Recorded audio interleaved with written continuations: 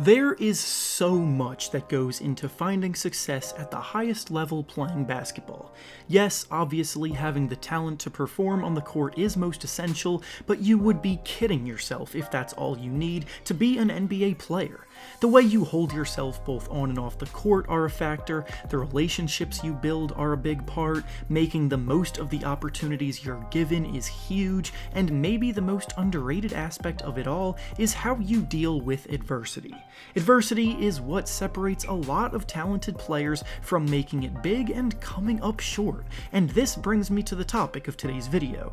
Today we'll be discussing a player who has been through a lot in his life on his journey to becoming an NBA player, and how he's overcome it all and now looks like a genuine stud of a player, with that player being Kevin Porter Jr. of the Houston Rockets.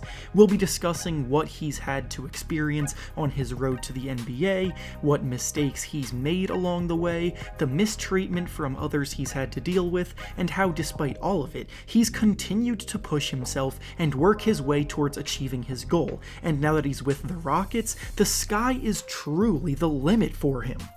Before we start though, it turns out about 65% of you watching right now aren't even subscribed to the channel, so please, if you enjoy the content, consider hitting the subscribe button, as not only does it help out a ton, but I would also very much appreciate it. Now with that being said, let's begin. Kevin Porter Jr.'s journey began in Seattle, Washington, where he grew up, but from a very early age, he was forced to face hardship and adversity. His father was very unfortunately killed while trying to help someone else who was being attacked when Kevin was only 4 years old, forcing him to grow up without a dad in what is an incredibly tragic and unfortunate situation. His father played basketball and football, so Kevin got involved in both of those sports to pay homage to him as he grew up, and he even attended the same high school as his dad, being Rainier Beach High School in Seattle. In high school, he started to focus more on basketball because, obviously, he was starting to emerge as a top prospect in his recruiting class, and recruiters from some of the top programs in the country definitely took notice of him. By his senior season, he was averaging crazy production, putting up 27 points, 14 rebounds, and 5 assists per game, and that year, he led his team all the way to the state title game. Unfortunately, they would lose that game, but afterward, Porter was given Washington's Mr. Basketball Award for being the best player in the state that year.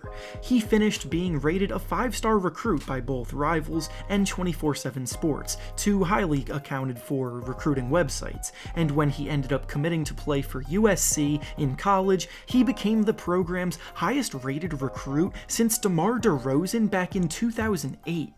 When he got to USC, that's when even more adversity came his way, as his freshman season was filled with plenty of highs and lows. His play on the court was solid, as in the games that he played, he put up a nice 10 points per game, while shooting 47% from the field, and 41% from 3, and on top of that, just from watching him play, you could tell he had an NBA-ready skill set with the ball in his hands, as a shot creator and a scorer.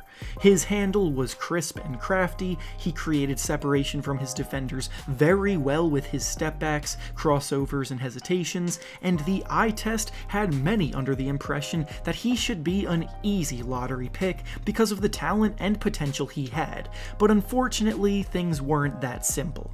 Throughout that season, not only did he unfortunately have to deal with injuries that held him out of quite a few games, but he also got suspended for a decent portion of the season as well because of quote-unquote personal conduct issues, as stated by the USC program. Unfortunately, Porter has had a reputation of being a bit of a hothead at times, and on occasion, he can let his frustrations get the best of him, and that definitely had an effect on USC's decision.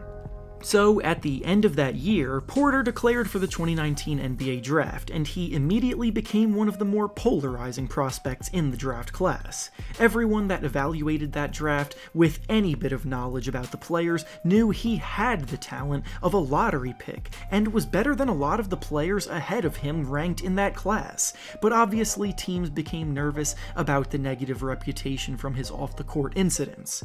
He went through the pre-draft process, killed it in his workouts, scouts definitely impressed a ton. However, when draft night came and he saw his name fall hard compared to where many expected him to be taken, it was disappointing for him. Despite all of the worries, many still believed in him and that they thought that he could have a chance to be picked in the lottery, and yet in actuality, he slid all the way down to being the last pick of the first round, 30th overall by the Milwaukee Bucks, before ultimately getting traded to the Cleveland Cavaliers. So now, not only did he get a fresh start on a relatively young team like the Cavaliers were at the time that will give him an opportunity, but he also now had a chip on his shoulder to push himself and prove everyone wrong. His rookie season also went pretty well, as he averaged about 10 points per game on 44% shooting. Pretty good for a rookie. With that said though, this past offseason and then earlier this year are where things started to spiral out of control for him. In November of 2020, Porter crashed his car and got into an accident, and he even got arrested for it with charges involving a gun and marijuana. His charges were eventually dropped and the case was dismissed, but still, not exactly an ideal situation to find yourself in. Then early on this season, another incident happened, this time in the Cavaliers' locker room, that ultimately became the final straw from the Cavaliers organization. When the Cavs brought in Taurean Prince as a part of the James Harden trade, the team gave him Porter's locker and moved Porter to another locker closer to the younger bench players, and Porter took issue with that. He felt disrespected by the move with the lockers, and he told several people off about it in the organization, including general manager Koby Altman. After this, the team immediately made it known throughout the league that they were looking to trade him, and shortly after that, a deal got done to send him to the Houston Rockets in exchange for one single future second-round pick. Say what you want about how a player acts off the court, but it's always been undeniable that Porter Jr. had a ton of talent and promise. So even taking all of the context into account, being able to get him for that low of a price is just absolute robbery, and the Rockets could not be happier that they took a chance on him. To start off, the Rockets sent him down to the G League so he could be able to get consistent minutes at the start, and in this period he had the freedom to unleash everything he had been working on in his bag. Porter was one of the best players in the G League this season, and on the year he put up about 24 points, 7 assists, and 6 rebounds per game in that stint. He was getting buckets with ease, showing off his professional scoring package, an advanced ability to break down defenders and create space, and maybe most notable of all was his improvement as a creator for others as a primary ball handler. When the Rockets called him back up to the squad not too long ago, he came in with his confidence higher than it had been in a long time. And despite him only playing 2 games with the Rockets so far, he looks every bit like a player that can legitimately be something special in the NBA. In his first game with the team, he scored 13 points and dished out 10 assists in 29 minutes of action, and then last game, he exploded for 27 points against the #1 ranked Utah Jazz, while also dishing out 8 more assists in that game, doing literally everything for the undermanned Rockets team, and for a little while, keeping the game close and competitive.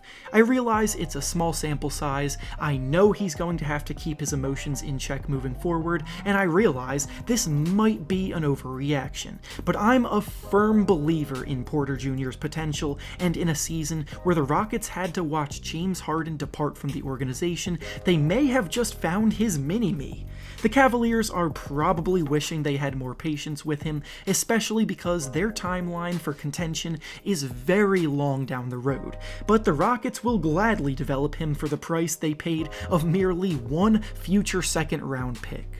And with that being said, that's all I have for you today. Make sure to like the video, subscribe to the channel, and comment down below what you think about Kevin Porter Jr. and his potential. Thanks for watching, and I'll see you all next time.